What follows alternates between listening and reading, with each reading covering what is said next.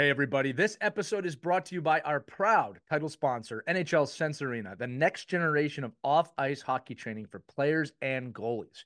Look, we know how much you invest in your children's hockey development, the early mornings, the travel, and let's not forget the expenses of training for hockey camps, private ice time, the general expenses of the season. It's a lot. But wouldn't it be great to bring that on-ice practice experience home that's fun, fits into your schedule, and that's affordable?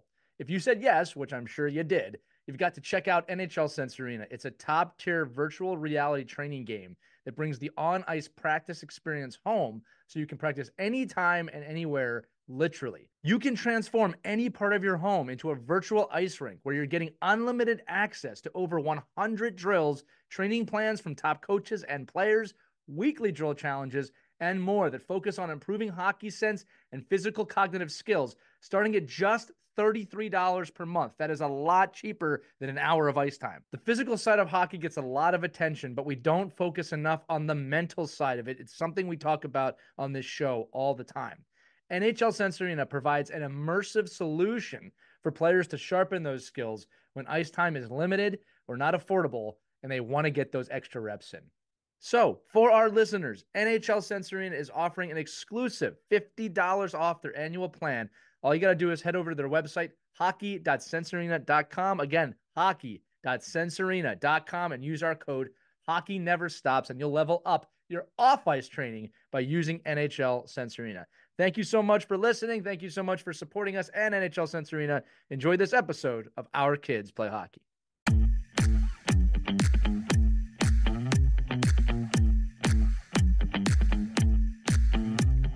Hello, hockey skaters and goalies around the world, and welcome back to another edition of the Ride to the Rink. I'm Lee Elias, and today I want to talk to you all about not the tryouts or the evaluations that you're going to, but maybe some of the mental thoughts and mental side of that for you and your parents, which is something that we don't regularly talk about, I think, in hockey world, hockey society. So for the kids listening, there's two things, and parents, I know you're listening too. You got to realize that your parents also feel anxiety sometimes for evaluations. They also have emotions attached to evaluations. And that's really because they just want you to do the absolute best that you can do. And let's be perfectly honest about it. Your parents want you to make the best team you can make as well. And that can create a lot of tension. It can create a lot of weird feelings. It can create a lot of anxiety, like I said in the beginning. And that's why I think it's important that parents with the kids, that you talk about how are you feeling before you go into evaluation. If you're feeling nervous, good. Parents and kids, I'm talking to you both. If you're nervous, it's because you care. And you got to know that. It means you care about the outcome, you care about where you're placed, and you want to do the best that you can. It's okay to say you feel a little nervous. When I coach kids in big games, if they're not feeling nervous or feeling something, I'm a little worried because you should be feeling something before a big game. It can loosen you up, it can get you going. I also think it's important to note you might feel a little pressure about making a certain team or not making a certain team.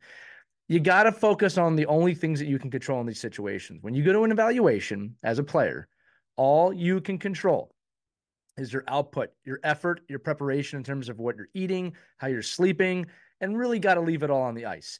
The choice from there is up to the evaluation staff, the coaches, or whoever's there, the independent evaluators. You got to leave it up to them, but you need to leave the rink, parents and kids, with the idea, with the thought of, I did the best I could. That is really the only way you can fail as an evaluation, is if you leave thinking, I could have done more, I didn't do my best, I froze and I didn't push forward, I didn't push through. I'm here to tell you that you can push through. You can push forward. You can get your very best, even if you're feeling like your legs might be a little bit heavy, right? Give the best that you have on that day. Parents, same thing for you. If you're feeling a little nervous, maybe tell your kids about that. Maybe tell them that. You might be surprised they're not feeling anywhere near as anxious as you are about them making the team. It's important to note at this time of the year, we get lost too often on the amount of A's after a team, double A, triple A, tier one, tier two. What team am I going to make? Am I on the same team? Look, some of my best seasons in hockey from both a development standpoint, but also a fun standpoint, came on years I didn't make the team I wanted to make. Because the truth is this, you never know what's going to happen. The things that you can control throughout the season is your effort, the time you put into practice, your attitude when you show up for practices and games, the attitude you show on the days off of what this is the time that you're putting in. Are you motivated to get better? That's the stuff that matters in a hockey season. The team that you're placed on is temporary. And while it can be very, very disappointing to not make a team that you want to make, or extreme elation when you do make the team you want to make, it doesn't excuse the work that you need to put in to be the best version of yourself as a hockey player and just a human being in general. And again, this is true for parents and kids. So I encourage you all, and this is not easy for everybody, to discuss your feelings when you're going to the rink. Parents, you can ask your kids, are you feeling nervous? Are you feeling anxiety? Are you feeling confident? Kids, you can ask your parents that as well. Because again, parents have feelings too. But I think when you walk into that rink on the same page with the same understanding of where you're at, and then the goal is to just give your best and to not really focus too much on the politics, which absolutely exist in youth hockey, but the things that you can control on, the things that you can control. If you can focus on those together as parents and kids, there's nothing more you can really do than that. If you've got questions on this, feel free to email me, team@ourkidsplayhockey.com.